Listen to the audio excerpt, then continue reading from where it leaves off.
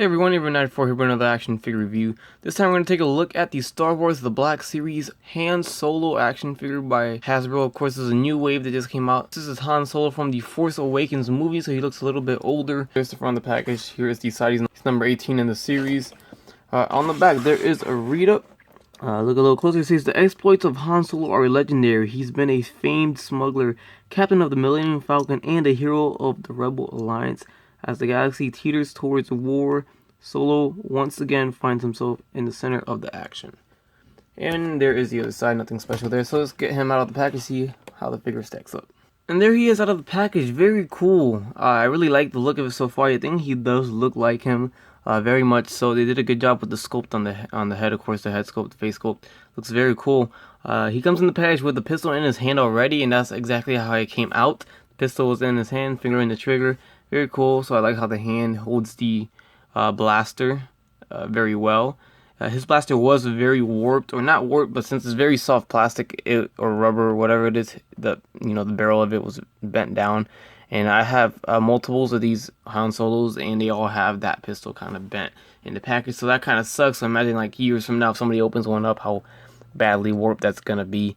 Yeah, it's gonna suck. There's a closer look at Han Solo. You can see all the details going on in the sculpt.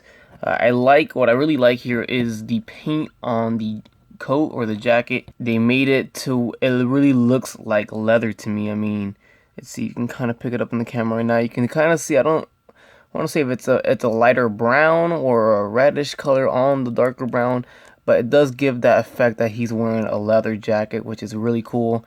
And the texture on it too is very subtle, but you can see right there, look at the texture on the leather jacket there, and it makes it look a little bit more realistic. I like that. Very cool. And then going on to the face, that looks just like Harrison Ford, old man Harrison Ford. They did a good job there. You can see the hair, going on to the hair. They didn't do it too much with the white, thank goodness, because he would look ridiculous. But you can see there is some white paint on there to have the white gray hair effect. And then he still has some brown hair. So it's not overly done, which is awesome, I think. I'm glad they didn't do that. I like the detail right here on the coat. You can see his shirt underneath. The shirt coming out of the wrists right here of the jacket. The details on the belt is outstanding, I think. All the little buttons are painted. Very cool. There's the back. There's the holster right there. That is attached to the leg, molded on there. And then, of course, the leather boots. I honestly like this figure a lot. I like this one. This is one of my favorite ones in this wave. I think this wave for Force Awakens, I think this is the best Force Awakens wave yet. But what I mean by that is Force Awakens is the red and black boxes. You know how they started with the black and then the orange boxes, and then with the blue and black. You know, they changed it again to this ever since the new movie came out. So I call it the Force Awakens series, which is pretty much all Force Awakens figures. Anyways, I think this is the best wave so far. I think the Hux wave was pretty decent. Hux, Asti, and Snowtrooper and all that with the TIE Pilot. But this one, I think it's awesome. I love how we got Jango Fett. We're getting Finn to FN2187 with the helmet and all that. And we're getting Han Solo here as well. Of course, we got a repack of Phasma. So very cool wave, I think. And now, don't forget the Flame Trooper. So a lot of new stuff and a lot of cool characters that we all wanted. As for the articulation of the figure, we had the head on a ball jointed hinge right there, so lots of range of movement there. I like that. The arm goes forward and back, and out. No bicep swivel, only a single jointed elbow, which has been common with Black Series now. Swivel at the wrist, hinge at the wrist. We also have a diaphragm joint at the abdominal area, so it swivels there and it goes forward and back very slightly there. And that's it. Now here's a weird thing. I don't know if it's just this figure, the one that I got, or if it's all of them. But the movement on the leg is only on the left leg, which is going to be on your right. So it's on a T-joint going forward and back, in and out. When I do this one, it doesn't move. It doesn't go in and out. It doesn't go forward. I tried. I mean, look, I'm forcing it right now, and it really isn't wanting to go. It looks like it's just stuck for me. I don't know. If you guys got this figure and it doesn't move, then that confirms that it's all of them. Which is a very weird, stupid thing to do, just to make one leg stationary like that. So I'm hoping it's just mine and everyone else's is just fine. It's okay. I'm not planning on putting him in any dynamic poses, I guess.